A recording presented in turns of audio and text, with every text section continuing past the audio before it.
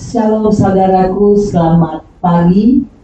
Jumpa lagi dengan saya Pendeta Deborah Dumasi Syarifah Tambunan dari CBN 7 TV dalam acara BLC Bible Lovers Club, yaitu klub anak-anak Tuhan untuk membaca Alkitab secara teratur dari Kitab Kejadian di Perjanjian Lama sampai Kitab Wahyu di Perjanjian Baru. Saudaraku, kita sadar bahwa tanpa Tuhan tidak ada sesuatu yang berhasil kita kerjakan. Maka kita butuh membaca firman. Oleh karena itu kita satukan hati kita untuk berdoa terlebih dahulu. Terima kasih ya Bapa, Engkau sudah menyertai kami sepanjang malam dalam tidur kami.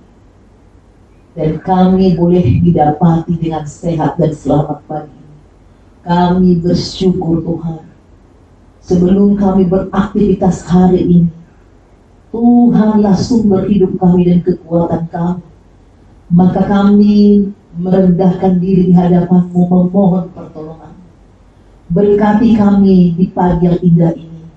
Kami bisa membaca Alkitab, kami bisa mengerti, menangkap, memahami.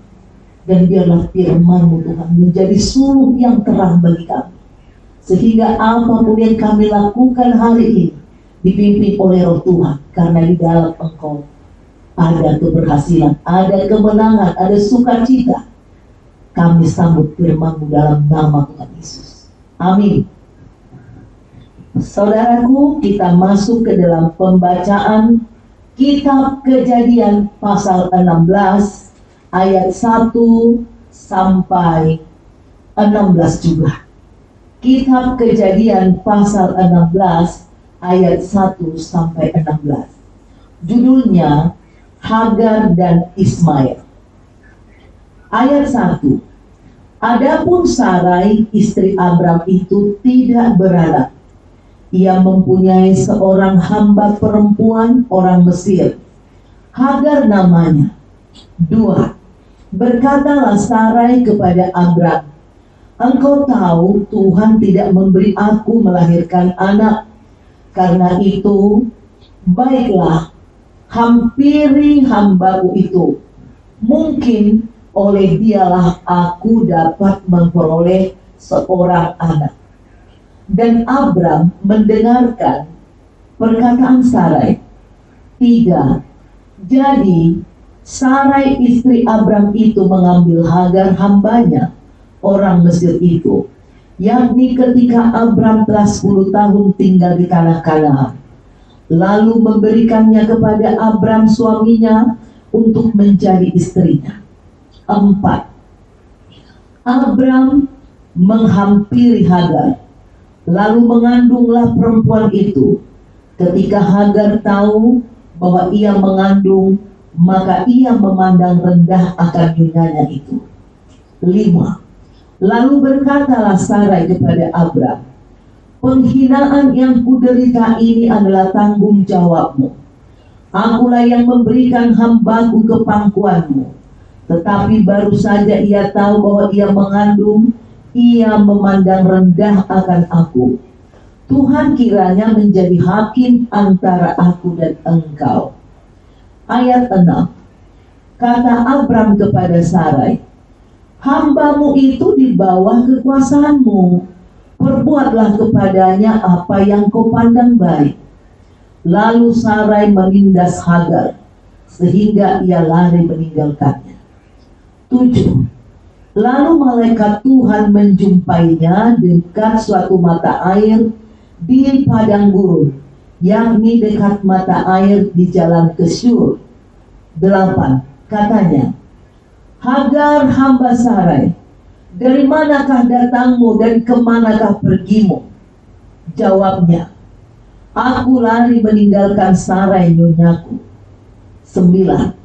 Lalu kata malaikat Tuhan itu kepadanya, kembalilah kepada nyonyamu, biarkanlah engkau ditindas di bawah kekuasaannya. 10. Lagi kata malaikat Tuhan itu kepadanya, aku akan membuat sangat banyak keturunanmu, sehingga tidak dapat dihitung karena banyaknya. 11. Selanjutnya kata malaikat Tuhan itu kepadanya, engkau mengandung dan akan melahirkan seorang anak laki-laki dan akan menamainya Ismail. Sebab Tuhan telah mendengar tentang penindasan atasmu itu. Seorang laki-laki yang lakunya seperti keledai liar. Demikianlah nanti anak itu. Tangannya akan melawan tiap-tiap orang, dan tangan tiap-tiap orang akan melawan dia. Dan di tempat kediamannya, ia akan menentang semua saudaranya. 13. Kemudian Hagar menamakan Tuhan yang telah berfirman kepadanya itu dengan sebutan, engkaulah El-Roi. Sebab katanya, bukankah di sini kulihat dia yang telah melihat aku. 14. Sebab itu sumur tadi disebutkan orang sumur Lahai-Roi, letaknya antara Kades dan Beret. Lalu Hagar melahirkan seorang anak laki-laki bagi Abram, dan Abram menamai anak yang dilahirkan Hagar itu Ismail. 16. Abram berumur 86 tahun ketika Hagar melahirkan Ismail baginya. Demikianlah pembacaan firman Tuhan dari Kejadian pasal 6 ayat 1 sampai 16. Saudaraku, disebut Hagar hamba Sarai adalah orang Mesir. Banyak para ahli atau teolog yang mempercayai Hagar didapatkan Sarai ketika mereka ada di Mesir, ketika dia ditaksir sama Firaun mau diambil jadi istrinya. Jadi lalu Abram dan Sarai diberikan banyak hadiah ternak, termasuk juga budak-budak. Saudaraku, ini ada masalah yang sangat luar biasa waktu itu karena Sarai mandul. Lalu dia katakan kepada suaminya di ayat 2, engkau tahu Tuhan tidak memberi aku melahirkan anak. Karena itu baiklah hampiri hambaku itu, mungkin oleh dialah aku dapat memperoleh seorang anak. Dan Abram mendengarkan perkataan Sarai. Saudaraku, saya yakin bahwa Abram dan Sarai mengetahui bahwa Tuhan menciptakan manusia satu pasang, yaitu satu laki-laki dan satu perempuan. Jadi saran daripada Sarai ini kepada suaminya, sebenarnya secara sadar dia tahu ini sesuatu yang salah. Tapi seringkali manusia, bukan orang di luar Tuhan, orang yang di dalam Tuhan pula, kalau dia sudah terjepit masalah, seringkali mengandalkan pikirannya, melakukan apa yang nyaman buat pikirannya. Padahal Tuhan sudah berjanji kepada Abram dan Sarai bahwa mereka akan memiliki anak seperti bintang di langit dan seperti pasir di laut. Jadi di ayat 3 dikatakan Sarai mengambil Hagar, hambanya orang Mesir itu, yakni ketika Abram telah 10 tahun tinggal di tanah Kanaan, lalu memberinya kepada Abram suaminya untuk menjadi istrinya. Abram menghampiri Hagar, lalu mengandunglah perempuan itu. Ketika Hagar tahu bahwa ia mengandung, ia memandang rendah akan godanya.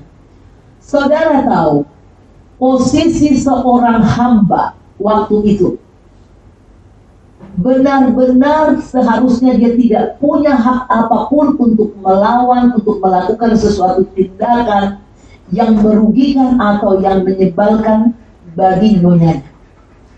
Tetapi karena Hagar ini merasa bahwa sekarang dia sudah mengandung, pikirnya mungkin, oh aku sekarang akan lebih disayang Abram, jadi Sarai akan ditinggalkan, malah Sarai sudah tua, sementara si Hagar masih muda. Lalu dia memandang rendah. Nah ini seringkali Banyak sekali orang dari kalangan bawah, saudara. Misalnya orang miskin tiba-tiba menjadi kaya, dia menjadi sombong dan angkuh. Atau orang yang tadinya cuma kroco-kroco, tiba-tiba dia dapat kepercayaan menjadi pejabat di suatu kantor, di suatu dinas, lalu dia memandang rendah kepada temannya atau kepada pimpinan. Pelajaran ini, saudara, meskipun engkau sedang diberkati, sedang naik daun, tetaplah rendah hati. Karena engkau nggak tahu, saudaraku, besok nasibmu seperti apa.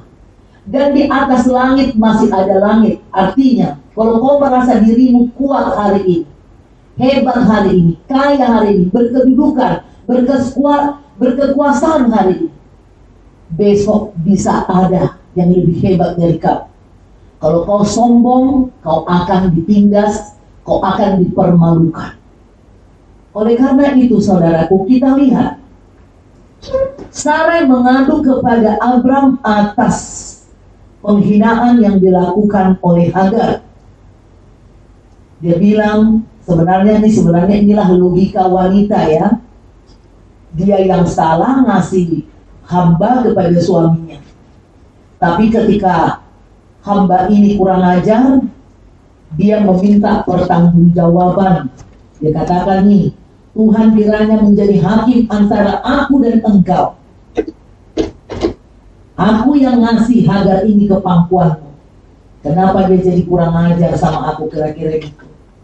Di ayat 6 dikatakan, kata Abram kepada Sarai, hambamu itu di bawah kekuasaanmu. Perbuatlah kepadanya apa yang kau pandang baik. Lalu Sarai menindas Hagar sehingga ia lari meninggalkannya. Nah, inilah saudaraku pelajaran ya. Banyak sekali orang ya menghamili wanita lain, pria menghamili wanita lain tanpa ada cinta kasih. Oleh karena itu, supaya para istri ya belajar menjaga suami masing-masing, rumah tangganya, jangan sembrono ya, bercanda-canda pun jangan pernah diizinkan suaminya dengan pembantu, dengan budak, dengan karyawan, dengan orang lain ya. Ini saudaraku, karena ternyata laki-laki ya namanya datang hasrat yang kotor. Karena ternyata meskipun Sarai Hagar hamil, Abram bisa mengatakan kepada Sarai, udah lakukan aja apa yang mau kau lakukan. Akhirnya si Sarai menindas Hagar yang sedang mengandung. Lalu ketika Sarai menindas, Hagar nggak tahan, dia lari, saudaraku. Hagar lari. Tetapi di ayat 7 dikatakan, lalu malaikat Tuhan menjumpainya dekat suatu mata air di padang gurun, yakni dekat mata air di jalan ke Syur. Katanya, Hagar hamba Sarai, dari manakah datangmu dan kemanakah pergimu? Jawabnya, aku lari meninggalkan Sarai nyonyaku. Lalu kata malaikat itu kepadanya, kembalilah kepada nyonyamu, biarkanlah engkau ditindas di bawah kekuasaannya.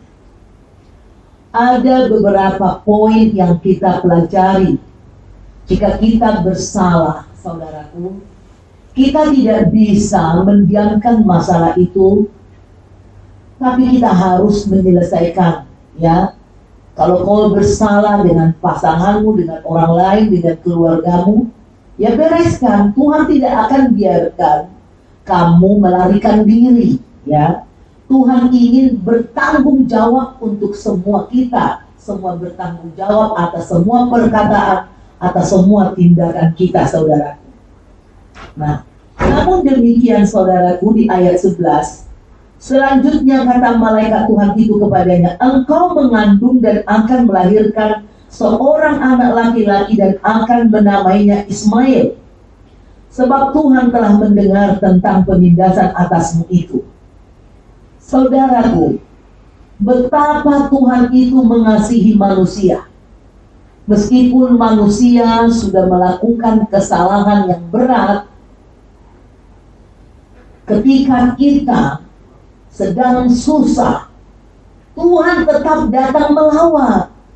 Ini yang mau saya beritahu kepada kita semua. Mungkin kamu sudah melakukan kesalahan atau sedang melakukan kesalahan. Jangan lari kepada kejahatan. Berdoalah. Karena Tuhan senang membantu orang-orang yang berbeban berat, orang-orang yang sedang kesusahan, orang-orang yang sedang pelarian. Jangan kita tiru seperti Yudas Iskariot, ya, sudah bersalah malah bunuh diri. Tuhan mau meskipun kau bersalah, kau datang kepada Tuhan, kau berdoa, kau menyesali perbuatan salahmu, pasti ada pertolongan. Ketika malaikat bertanya kepada Sarai, kepada Hagar meskipun sudah salah, dia jujur mengatakan, aku lari meninggalkan nyonyaku. Tetapi malaikat itu suruh, kembalilah. Ya, banyak suami-suami yang lari dari istrinya, istri lari dari suaminya, anak-anak lari dari orang tuanya. Kalau ada kesalahan, gengsi meminta ampun, gengsi mengakui. Oleh karena itu, saudaraku, lihatlah betapa hebatnya kasih Tuhan kepada orang yang rendah hati. Meski Hagar hanya sebagai seorang hamba, sebagai budak, Hagar berharga di mata Tuhan. Bahkan Tuhan mengatakan, memberi janji, aku akan membuat sangat banyak keturunanmu, sehingga tidak dapat dihitung karena banyaknya. Selanjutnya kata malaikat itu kepadanya, engkau mengandung dan akan melahirkan seorang anak laki-laki dan akan menamainya Ismail, sebab Tuhan telah mendengar tentang penindasan atasmu itu. Seorang laki-laki yang lakunya seperti keledai liar. Demikianlah nanti anak itu, tangannya akan melawan tiap-tiap orang dan tangan tiap-tiap orang akan melawan dia, dan tangan tiap-tiap orang di tempat kediamannya ia akan menentang semua saudaranya. Saudaraku, ini menjadi salah satu petunjuk kepada kita, khususnya ibu-ibu yang sedang mengandung. Jika engkau sedang mengandung, jagalah sikapmu, perkataanmu, langkahmu. Untuk para suami pun, jangan sakiti istrimu yang sedang mengandung, karena istri yang mengandung jika terluka, anak yang dikandungnya pun akan ikut luka batin. Seringkali saudaraku yang kami temukan di dalam pelayanan, orang-orang yang pergi lari ke narkoba adalah orang-orang yang mengalami luka batin sejak dari kandungan. Mungkin ayahnya bertengkar dengan ibunya, mungkin dia diceraikan, ibunya diceraikan, mungkin banyak masalah, banyak penyebab saudaraku. Intinya luka batin. Ada juga tuh saudaraku, anak yang luka batin, lari ke pelacuran, lari ke narkoba, lari ke hal-hal yang tidak benar. Akibat dia rasa luka batin ini, mungkin karena ayah ibunya misalnya saling menyakiti ketika dia dikandung atau ingin mengaborsi. Ada pernah usaha untuk menolak anak ini. Ketika kita kehendaki dia untuk diaborsi atau untuk dibuang, mungkin alasan belum siap, misalnya ada MBA ya, marriage by accident, belum menikah, belum diberkati, sudah hamil sehingga nggak mengingini anak. Nah, ini jadi luka batin. Biasanya saudaraku, kelakuannya akan ada, itu kebanyakan yang jadi gay, yang menjadi lesbian, menjadi bencong itu, rata-rata itu pasti ada masalah sejak dari kandungan atau sejak dia lahir, saudaraku. Oleh karena itu, ketika seorang ibu terluka, batinnya anaknya pun terluka, maka masuklah roh jahat, yang akhirnya roh jahat ini tinggal bersama bayi ini. Kalau anak bayi ini lahir, dia tidak sadar dia sudah ditumpangi oleh kutuk, sudah ditumpangi oleh roh jahat. Inilah yang akhirnya membuat dia mengalami penyimpangan jiwa, gangguan di dalam jiwanya, sehingga dia bisa menjadi hypersex, bisa menjadi gay, bisa menjadi lesbian, bisa menjadi pecandu narkoba, bisa menjadi pelacur, saudaraku. Hal-hal yang menolak firman Tuhan akan dilakukan oleh orang-orang yang tertolak, anak-anak yang tertolak, anak-anak yang luka batin. Saudaraku, meskipun kamu atau anak-anakmu sempat mengalami tertolak, jika engkau datang kepada Tuhan Yesus dengan sungguh, Tuhan Yesus bisa memulihkan dengan kuasa darahnya, dengan firman-Nya. Jangan putus asa, di dalam Yesus selalu ada jalan keluar. Ayat 13 dikatakan, kemudian Hagar menamakan Tuhan yang telah berfirman kepadanya itu dengan sebutan, Engkaulah El Roi. Sebab katanya, bukankah di sini kulihat dia yang telah melihat aku? Sebab itu sumur tadi disebutkan orang sumur Lahai Roi, letaknya antara Kades dan Beret. Nah, saudaraku, di sini dijelaskan, bukankah di sini kulihat dia yang telah melihat aku? Tuhan kita maha melihat, Lahai Roi, El Roi. Dia tahu penderitaanmu, kesengsaraanmu. Jangan lari kepada kejahatan. Jangan menyimpang dari jalan Tuhan. Jangan pergi ke dukun.